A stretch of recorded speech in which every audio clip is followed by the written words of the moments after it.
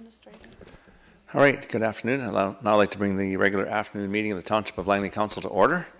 And the first item of business is to adopt and receive the agenda items. There's one addition, and that's a delegation, E2, Mr. Bradshaw. And so with that, I'd ask for a motion. Councillor Fox, second by Councillor Whitmarsh. All those in favor? Opposed? And that's carried. Next item on the agenda is the adoption of the minutes of the regular afternoon council meeting of May the 7th. Can I have a motion, please? Councillor Fox, second by Councillor Arneson. Any errors or omissions? All those in favor? Opposed? And that's carried. Next item is a motion to move into resolve into special closed meeting. Could I have a motion for the items on the agenda and on table?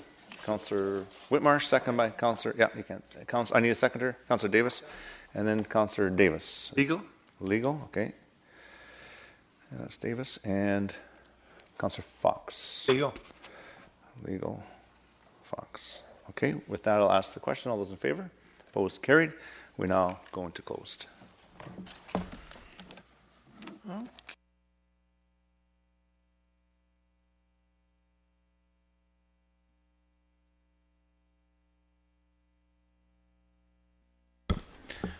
Good afternoon. I'd like to reconvene the regular afternoon meeting of the Township of Langley Council. And the next item on the agenda are delegations. And we have two delegations. First one is Ms. Kristen Cassie. Please come forward. Welcome here. And just for information, your time is 5 minutes, and there'll be little flashing lights to let you know how it all goes. And hopefully it all works out for you. Maybe just identify yourself. That would be great. Oh, hang on. I'll get your mic on. Oh, now we've canceled. There you go. Okay, sorry. You're up and running.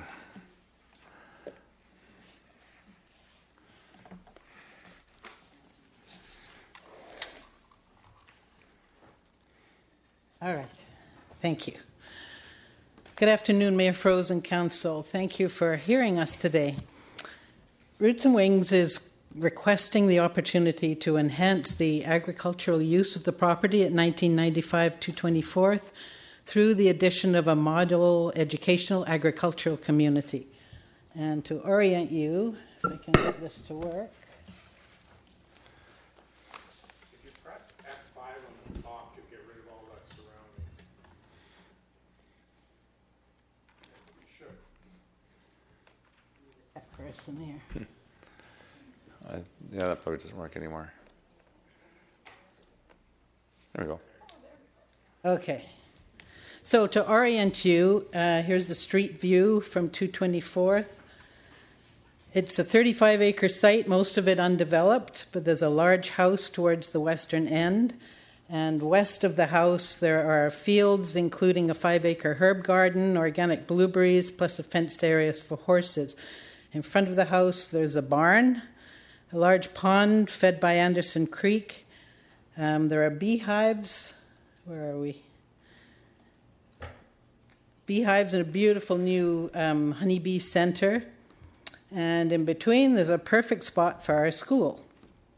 So we propose to add an educational facility to provide optimum natural environments for children from babies to teens. And we have a rough site plan here. You can see the red line is the driveway. The yellow line is the most important. It goes from the parent parking lot. This is the all-important children's walk to school. And the school then is the blue quadrangle at the end there. Well, we'll come back to this later. So just who is Roots and Wings? We're an Earth Stewardship School. It's been a main component of Roots and Wings for over 30 years. We include optimum Montessori-inspired environments for children from 4 months to teens, specifically designed to meet the different needs of each level of development. We've been pioneers in recognizing the huge benefits of children's connection with nature through organic gardening, including composting, harvesting, and food preparation, as well as humane animal care, related entrepreneurship, conscientious work ethic, and contribution to their community. Our secondary students have worked with LEPs to clear invasive species, plant trees, and have contributed to the Campbell River stewardship. Our children tell us they would much rather run through the forest than play video games, and they're eager to get back outdoors. As pioneers in education, we understand we must create awareness of the need for zoning that includes education and agriculture. This has not been easy. In Surrey, from 2000, we spent 2 years successfully creating a development plan and rezoning a 10-acre family farm site, only to eventually lose it after 8 years to the development sharks around us. We then leased and renovated the old Carville School on 200th. For 4 years, we had a highly successful program from preschool to secondary school, where their students again benefiting from care of animals and gardens, including shelter building, plant research, raising chickens, and a wide variety of vegetables, which we used in our popular CSA program. There we also operated an out-of-school program and summer camp for many other children in the community. Our contribution earned us and one of our secondary students the Langley Eco Hero Award in 2013 and 2014. When Metro Vancouver abruptly decided to tear down this school in 2015, we found ourselves homeless and have been struggling ever since to find our right place. We believe we have now found it. We plan to build using the award-winning Sprout Space modular units, such as the one built for Peregrine House in Langley, brokered by our local shelter industries. Our aim is to re-establish in phases a thriving school for approximately 200 children and teens in a 2-story quadrangle that would include one section for each age group. We aim to provide summer camps and out-of-school programs to engage more children in agriculture, plus adult education programs in ecology and gardening through collaboration with other community eco-organizations, such as LEPS, Little Critters, and we also want to connect with seniors. We want our children to understand the vital importance of sustainable agriculture to the health of humanity and the earth, and to become healthy contributors as future citizens.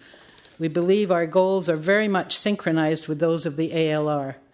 We believe this new agricultural community will be a source of pride for the Township of Langley. We urge you to provide the support necessary to enable us to finally realize our dream school. Thank you. Some questions from council, if you don't mind staying up there. Councillor Fox. Thank you, and thank you for coming, and thank you for having a dream, because I think that's what we all have to do at times is dream, and hopefully those can become a reality. So a couple of questions. You mentioned way earlier in your presentation about a new center. Can you go back a couple of slides? You showed a picture of the owner's house.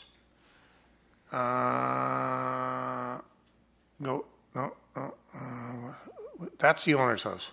Yes. But then there was a new center that's just been put up or something. Center there. Oh, so that's a new building on the property Yes. now.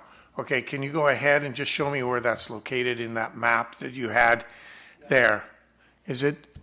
Where is it located on here? Here, right? It's right, I don't know how to point on this. It's right near the entrance. See where the number 6, the parking lot is? There's a Right. building behind that. That roof is the Honeybee Center. Okay, and so the purpose of the Honeybee Center is what? Strictly for honey? For bees? Yes, I think similar to other local honeybee centers. But that's not related to the school. No, Okay, so that's the owner's agricultural interest in the property. that's right. Okay, thanks.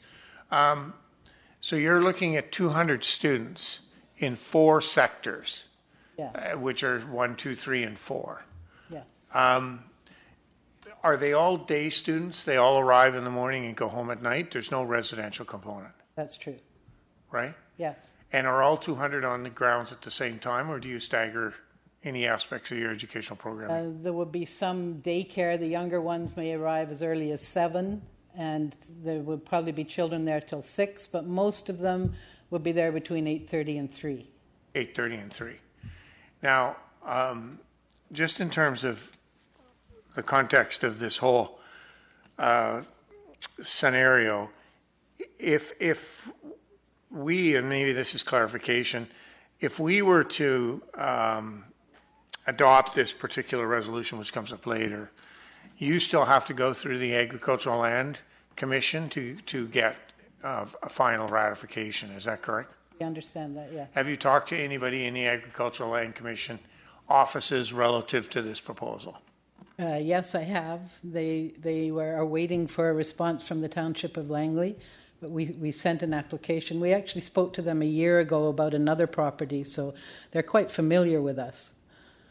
So are you the owner of the property? No.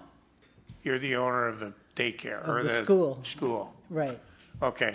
And so you've got full cooperation with the owner of the property. Obviously, you're not just walking on there. Absolutely. Absolutely, yeah. Okay. I had one other question. I forgot what it is now. Go on, Mr. Mayor. Okay. Councillor Qualley. Thank you. Thanks for your presentation. I have a couple of questions. Is this a year-long school, or is it terms like we have at public school?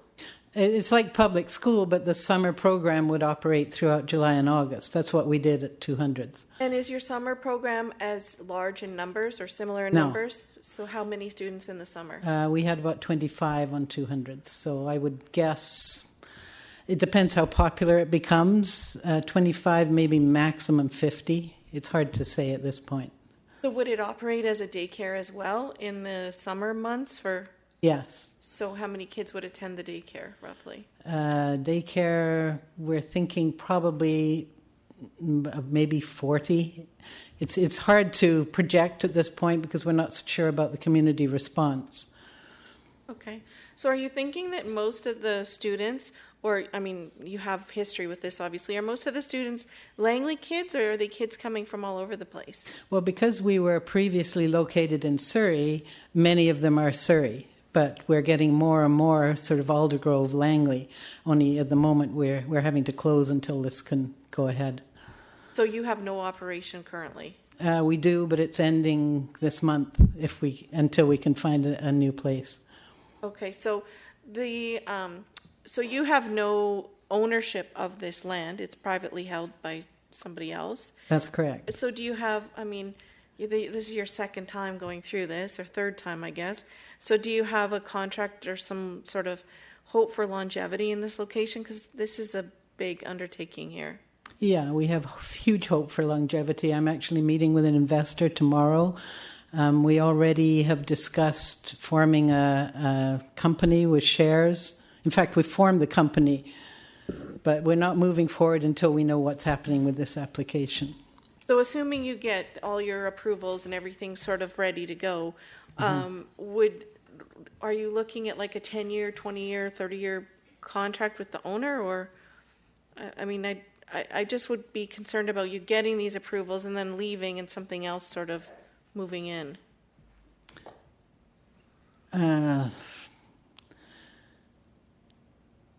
What we're intending is to go into a partnership so that I would be part owner of the property.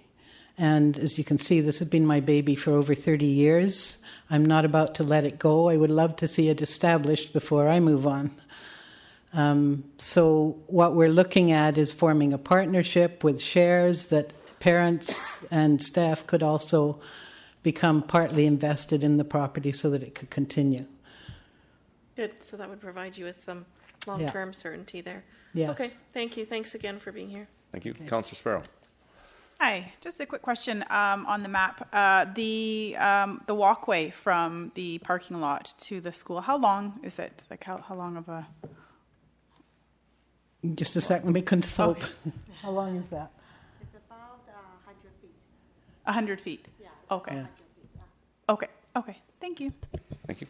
No further questions. Oh, I did. Yeah, got one. Councillor Davis. Hi, thank you very much. Do you, you mentioned about the daycares. Are the daycare, are all Montessori schools affiliated with daycare? Like No. No, Everyone is individual. everyone's doing it. Right. We currently have a daycare, childcare centers in Surrey, but we want to move them all out into Langley. Okay. Okay, thank you. Councillor Whitmarsh. Yeah, thank you for coming. Is the school currently operating on this grounds? No. Our children have visited, and they've actually started some gardens there, just a small group of children, but we haven't had more than a few children there because we can't until it's till it's licensed. Right. Yeah. Interesting. I just, when I look on Google Maps or Google Earth, it shows that your school is functioning out of the owner's house on Google Earth, just by curiosity. It's kind of No, interesting. we have visited, and when we visit, we go into the house. But we're actually operating out of Khalsa School in Aldergrove right now. Good. And Google Earth is wrong. Yes, so. But it shows your school listed right in that house. So I'm looking at it right now on Google Earth. Anyways, Wow. thank you. Okay, thank you very much. Thank you. Yeah, Councillor Whitmarsh, you let Google Earth know. it's reading the future. There you go. All right, thank you very much. The next delegation is Mr. Bradshaw. Please come forward. Thank you very much for giving me the opportunity to speak to you. I've prepared a report. If you could just identify yourself for the record. I'm sorry? If you could just identify yourself for My the record. name is Terry Bradshaw, Thank you. and I'm from Victoria. Thank you. I've prepared a report which I've distributed to everyone. And the Shellhells apologize for not being here. They're currently in Europe at a hockey tournament with their son. We learned about the meeting on Friday, and I prepared this over the weekend, and otherwise it would have been an electronic document that I provided. But I don't know whether or not I should just leave the report with you and comment in general, or if you want the report read into the record. You've got your 5 minutes. It's however you want to do. I did Okay. a quick review of it. But. I'll deal with it then. I'm here to represent the Shellhells, who are relatives of my wife, not a lawyer nor a paid agent. I'm a retired investment banker and acquired my own farm on Vancouver Island by way of purchasing the residual portion of a home site severance. The zoning on my land is 10-acre minimum, and the home site severance that was permitted the previous owner was 2 acres. Because of my familiarity with the process, I'm assisting the Shellhells. I personally would not have purchased my own farm if I had to buy the buildings that were the residual severance or the home site severance. They weren't to standard, and it would have been a waste of money doing so. The Shellhells are applying for subdivision under Section 514 of the Local Government Act. Section 514 basically is the criteria that local governments and the ALC have to follow if someone is applying for a home site severance on their property. Staff at the township have recommended that this severance not occur, and they cite as a reason that the residual or the home site severance portion of the property does not meet the RU1 zoning standard, which is 1.7 acres. The Section 514 of the Local Government Act basically does not allow a local government to establish a minimum parcel size for a home site severance. Section 514 is quite specific in that any parcel of land that is over 2,500 square meters that has a health approval rating qualifies. The sections of 514 are quite specific in indicating that local governments have to comply with that section. And the Township of Langley itself passed in its own bylaw, Section 110.8, approximately 20 years ago, which governs home site severances, particularly within lands within the Agricultural Land Commission. That Section 110.8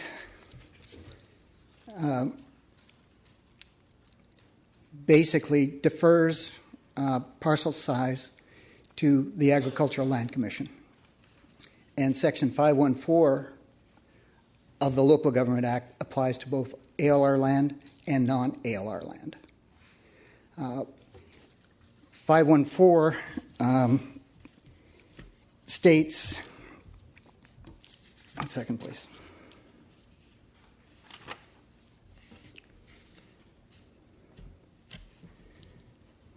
States a local government may by bylaw establish a minimum size of a parcel that may be subdivided under this section, and different sizes may be specified for different areas specified in the bylaw. However, that does not apply to agricultural land. The subdivision provisions of Section 514 basically override the zoning bylaw of the township or any other local government. Additional criteria are in place that have to be met to be eligible for a Section 514 subdivision. And as I've outlined in the report, each and every one of the conditions is met. Time's up. Sorry. Okay. You've got 35 seconds left. All right, I just have a question. Are you familiar with the Agricultural Land Commission homesite severance on ALR lands policy? Yes. At all? And in that, well, I'll discuss this with staff, but just want to make sure you're aware of it because we have to follow that. That homesite severances only apply to properties that have been owned continuously since December 21st, 1972. So I think that's where we may have some confusion, but I'll have staff clarify that when we get into the report. But perhaps you could help enlighten. Yes.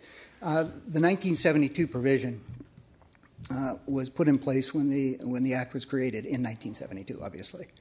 And approximately 48 years have passed since that, and that continual ownership since 1972 became an issue that could not be sustained in law. So rather than change the ALC Act, the province added Section 514 to the Local Government Act, and Section 514 governs both land within the Agricultural Land Reserve and land without. The criteria that I've mentioned to you in this report regarding ALC land supersede the 1972 regulations, where you've had to own the property continuously. I encountered that same when I initially approached the township and attempted to deal with it with your approving officer. Okay. So we'll bring that up with staff. Thank you for that. Okay. I Anything don't else? see any other questions. Thank you. Thank you. Oh, I have one quick question. Sure. When is this resolved? It's on tonight's agenda. If you wait for F2, it'll be voted on by council. Okay, It's being considered by council. Okay. All right, so that ends the delegations. We move on to reports to council. And before I ask for a motion on F1, I'd like to just introduce Ms. James, who's with us today from KPMG. She's a partner and audit lead for the township. So thank you very much for coming out. And so with that, I would ask for a motion for F1, the 2017 audited consolidated financial statements. Councillor Qualley, seconded by Councillor Davis. Any discussion on that? Councillor Fox? I would be remiss if I didn't discuss this particular report. And first off, I want to thank Mrs. Sinclair and her staff and all the staff of the Township of Langley for the work they've done. As one who's admitted they're not running again, I looked at this report under fairly close scrutiny, and I'm pleased to say that I'm leaving this township in good financial hands. Thank you, Councillor Fox. No, I'm not boasting, as a matter of fact. I'm simply stating a fact that the resources in this township are well managed. Thank you to all the staff that are involved. And the second thing is that I think if you look through this report and look at the surpluses and so on and so forth and how the financial statements sit at this point in time, I think we are in good standing here in the township. And I'm pleased to say that we are in, as this township moves forward into years to come, it's great to know that the finances are well established, well founded, and is secure for moving forward. Thank you. Thank you for that. I couldn't have said that better. Thank you to staff. So with that, I'll call a question on F1. Now I'll vote. Yeah, it's your last act. And it carries unanimously. Thank you, and thank you for coming. Okay, so now we move on to F2, and it's Agricultural Land Commission application number 100323, and this is that council not authorized referral. Can I have a motion, please? Councillor Davis, seconder. I have a second. Councillor Fox. And I have a question for staff regarding the homesite severance and how the ALC policy kind of works with the Section 514 of the Local Government Act. I don't know, Mr. Backen or Mr. Richardson, who wants to tackle that? Thank you, Worship. Subdivisions in the land reserve are subject to Agricultural Land Commission approval. The homesite severance provision is a specific provision allowing for subdivision, the intent to be for retiring farmers that have owned and operated the property since 1972. A separate and distinct piece of legislation is subdivision for a relative, which is the application at hand today. Section 514 allows for subdivision for a relative, but when in the land reserve, zoned for farming and requiring a amendment to a land use plan to proceed, requires an authorizing resolution of council to proceed, which is why the application is before council today. So there's two separate and distinct pieces of legislation that were brought forward by the delegate earlier. Okay, thank you. Councillor Fox? So, through you, Your Worship, to Mr. Richards and Mr. Back and whomever, if council were to determine that this particular, in support of the staff recommendation, which is to not endorse, does the applicant have the right to go directly to the ALC with their argument and with their proposal? Mr. Richardson? Through your Councillor Fox, the staff's understanding is the answer to that is no. So if it goes down and this particular recommendation is passed as outlined here, as the motion says, then it's a dead issue. Correct? Your Worship, to Councillor Fox, that's correct. Consistent with our other non-farm use applications or other ALC applications, council has that ability.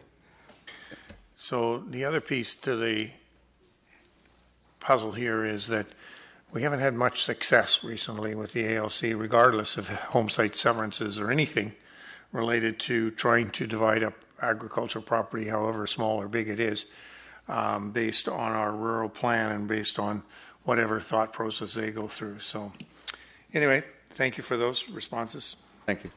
And just looking at the ALC home site severance, their policy is dated January 2016. It says this policy is intended to assist in the interpretation of the Agricultural Land Commission Act 2002, including amendments as of September 2014. So it seems fairly current. It goes on to say the purpose of the policy is to provide a consistent approach to situations where property under application has been the principal residence of the applicant as owner occupant since December 21st, 1972, and the applicant wishes to dispose of the parcel but retain a home site on the land. So I think it's fairly clear in their policy and that it is fairly recent, right up to 2014. And this policy is dated January 2016, so just for council's information. So with that, I see no further discussion. I will call the question on F2.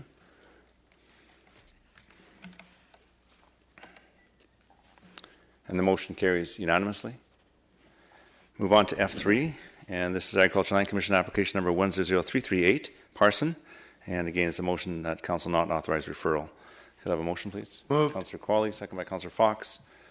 Discussion on F3. Seeing none, I'll call the question. Carries unanimously.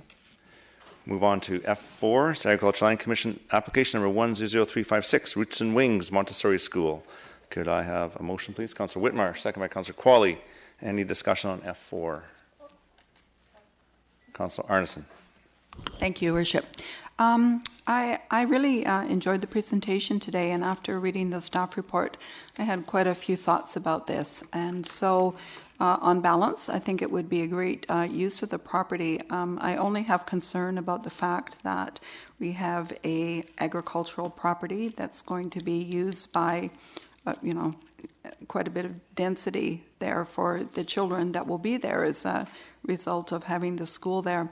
So I wondered if this might be an opportunity to consider looking into, I have no idea what, and this is probably a condition of their approval, the water, the impact on the roadways, with all the travel going back and forth, etc. Just to some degree for us to have some comfort in the knowledge that this is going to be successful and sustainable for that community in the longer term. So that's just one thought. And the other one is that I'm wondering if we have any history of attaching covenants to such a property so that in the event that this Montessori school ceases for whatever reason to be active there, that the buildings would be removed and it would go back to an agricultural purpose at that time. So if, through your worship, maybe to Mr. Backen? So I believe that this is a referral to the Agricultural Land Commission, and that if they are successful at the Agricultural Land Commission, it would come back for rezoning for this institutional use, and then that's where we'd add those conditions. Is that correct, Mr. Backen? That's effectively correct, Your Worship. This isn't dealing with the subdivision or ultimate use. This is just seeking ALC approval. Yeah, so then at that time, that on ALC approval, it would come back to us. Okay. Okay. Thank you, Councillor Davis. Thank you. I just on the application, the zone. What we're just sending it. Sorry, we're sending this application to ALC, and then if the ALC approve it, it comes back to us for rezoning, and I'm getting yes. Yes. Yeah. So there are some issues that I maybe or not maybe now, but one thing is. If we have 200, up to 200 students there, you're going to have, I don't know, maybe 100 cars at school time. And because I live across the street from a 110 or 120 or 30 acre, or 110, somewhere between 110 and 150, the King School. And sometimes it's a real challenge at 8 o'clock to get, and they had real challenges in the early years getting a drop off and getting cars moving, and then they found they had problems with sewer because there's a lot of kids, and in a normal school you go into a toilet, you don't go out behind where pee on the rose bushes, but anyhow, as sewer can be an issue. And that can be a very expensive issue, and I just wondered if that, because this is just new, like if this isn't something that you've been looking at for a year at that place, I'm just wondering, I'm having issues with, sewer and, of course, the water.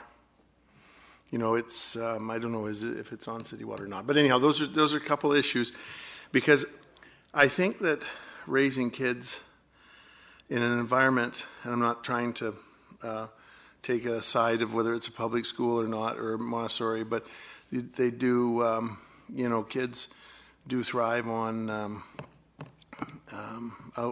agricultural-based things like that. Anyhow, so those are a couple concerns I have with putting a school on ALR land. Thank you. Thank you.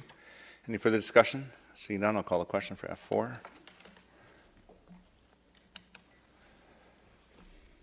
And it carries unanimously. All right, move on to correspondence. There is 2 items of correspondence. If we got a motion to receive both, and then we'll go on. Councillor Fox, second by Councillor Qualley. Any discussion on receipt? I'll call the question on receipt.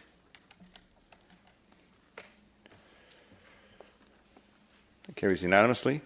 The G1 is a provincial employer health tax, and is a note to consider supporting the City of Langley's motion, which I would certainly support and entertain a motion. Councillor Whitmarsh moves it. Councillor Qualley seconds it. Councillor Fox wishes to speak to it. Well, just as I applaud the Finance Department 2 or 3 items ago, I say good luck moving forward. I certainly support the letter going off, but what scares me is on page 16, which number one, they could get Langley District changed to Langley Township, but that's okay. In 2018, the MSP premiums go down $250,000 roughly. But what scares me is the fact that they go up about roughly $1.3 million. That's up. That represents a 1.3% tax increase just on MSP in 2019. And it's a scary, scary number when you think about all the other things that we as a council want to do, have to do, combining with the ongoing operations of this particular employee group that we have, many of them, and it's a scary number. And I hope that at UBCM or wherever, that over the next while, that the message can get out that this is just going right on the taxpayer's back, and we, the local government people, whoever's here at this table, will wear this in 2019, and it will mean you've got to take something off the table. So it's a scary number. Yes, it settles down to 1.3 million in 2020, and in talking to Ms. Sinclair, I think 1.3 is a fairly consistent number moving forward. Is that correct? It should be around that. We don't have a lot of information as to how it's going to be calculated, but it looks like it's definitely will be close. But even that's over 2 times what it is today. So good luck, folks. It's not a lot of fun, but it's just one of those things that's downloaded back onto the local taxpayer. Definitely a download. I know, and you mentioned, I think UBCM has this on their agenda for fall, so hopefully we can. Well, I'd be interested. I'm not going to UBCM, but I'd be interested, very interested, to know how that discussion goes from the floor. I'll be there. Okay. Councillor Qualley. Yeah, just to let you know that at the recent LMLGA meeting, there was a motion put forward that was endorsed by the people that were attending, that the motion says, therefore be it resolved that in the absence of tax breaks that have been provided to the private sector, the provincial government designed the transition to the employer health tax to be cost neutral for local government. So the Lower Mainland Local Government Association has already put forward some resolutions, so there is tremendous concern with our municipal neighbors around this change in structure from the new provincial government. Thank you. Councillor Fox? Yeah, just one thing. I mean, if you think about it from a taxpayer's perspective, the largest employee in our jurisdiction is the school district. We're the second largest employee, and they've got to pay it as well. And that comes right out of their operating budget, which means you take services away from kids. So between school district 35, and ourselves, there's a hefty sum to be paid. And I'm sorry, folks, but it's right out of every taxpayer's pocket. Okay, thank you. And so with that, I'll call the question on that motion, G1. Yeah, I need to call the question on that. Kind of got lost in the whole thing. It carries unanimously. And G2 was a request. Now, I've had some discussions with staff regarding what we can and cannot do when it comes to DCCs.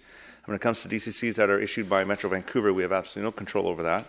When it comes to DCCs that are administered by the Township of Langley, existing legislation prohibits us from waiving those.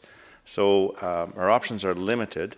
We've received this. We can leave it at that unless council wishes to do anything other than that. Seeing nothing, we'll move on to minutes of committees. H1 is, and we have H1 Advisory Committee and Recreation, Culture and Parks. There's 2 of them on H1. I'll motion to receive those committees. Councillor Whitmar, second by Councillor Sparrow. Discussion on receipt. Seeing none, I'll call the question on H1. That carries unanimously. And on H2, there's a recommended motion that council consider the Heritage Property Maintenance Standards bylaw and accompanying amendment bylaw notice enforcement, which will come to the regular evening council meeting. So that is a motion just to consider it. Councillor Fox, seconder. Councillor Qualley, a discussion on that. Seeing none, I'll call the question on H2.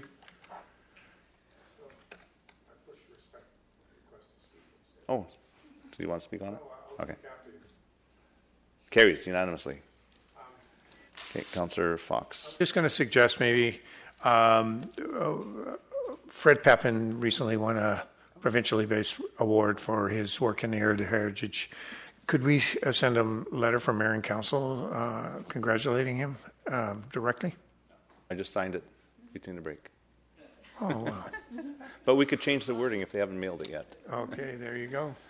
Thank you. Thank you. All right, other business. Councillor Fox, you still have the mic. Oh, thank you. This is related to Terry Metcalf's Langley Care Foundation presentation. There is one change I'd like to make. Under the therefore be resolved that the grant request of $33,000 per year, which has been approved in previous years, be included in the 2019 to 2023 budgets, a 5-year. I'll make that motion. Seconder, Councillor Qualley seconds it. Can I speak to it? Yes, you Your can. Worship? Yep. This is reflective of the time frame. Number one, the amount of money is been the same for a number of years. I can't remember when originally the Langley Care Foundation came and asked us, but it was in earlier terms, probably 2008, and we gave them for a 3-year term $33,000 a year, $100,000 basically. The time frame, so this is continuing that. So the time frame of 5 years is reflective of the same time frame as we committed to with the Gateway of Hope. So I'm trying to bring some continuity there in that regard. So those are the two contexts that I'm making my motion under. Thank you. Councillor Davis. I would totally support this, but I think this is a conflict of interest. I think that, Charlie, you're leaving council and you're getting old. You'll be the first one to take advantage of this sort of funds. I'll remove myself. Thank you, Councillor Davis. That was Thank you. I just wanted to make that point. Over. Excellent. You only have 6 meetings to make those digs. Councillor Arneson. I'm just Get running some out. order back in this council. Thank you, Worship. Thank you to Councillor Fox for bringing this forward. My only thought, and based on his comments just now, is that this money might not be sufficient given the fact that, as we know, our economic abilities are being constantly eroded with things costing more. So I'm just wondering if we could consider an expanded opportunity, perhaps. I'm not sure that $33,000 is going to be sufficient. So I'd like to actually raise it to the consideration for $50,000 for the next 5 years on an annual basis for Council's consideration for the next 5 years. I'll second that. There's an amendment that's been moved and seconded to increase the amount to 50,000. I think it's noble. However, traditionally we've done the 33,000. This is something that is outside of our, I guess, our mandate in a way, but we do recognize that the Langley Lodge is a nonprofit and supports township residents in the years when they need that care, and they give excellent care. So I'm not sure if we want to support another 70,000. I don't know if they've asked for that, but I'll hear what Council has to say. Councillor Qualley. Thank you. I'm going to support the $33,000 a year. Mr. Metcalf didn't come with a fresh asking for new money. And as Councillor Fox said earlier with the employer health tax, we are going to be looking for every single penny in the next few years to just cover the basics here in the municipality. So $33,000 a year is what they're traditionally used to having. I'm going to happily support that. And if the Langley Care Foundation decides they would like additional support in subsequent years, I certainly welcome an invitation or welcome them back to Chambers to make a specific ask, but they haven't done that. So I don't think, I think we should just stick with the $33,000 that they're used to receiving. And if they need additional, come make the case for it. Thank you. Councillor Whitmarsh. Yeah, I would agree with Councillor Qualley. I'd support the original motion, but I won't be supporting the amendment. Okay, thank you. Any further discussion? I'll call the question on the amendment.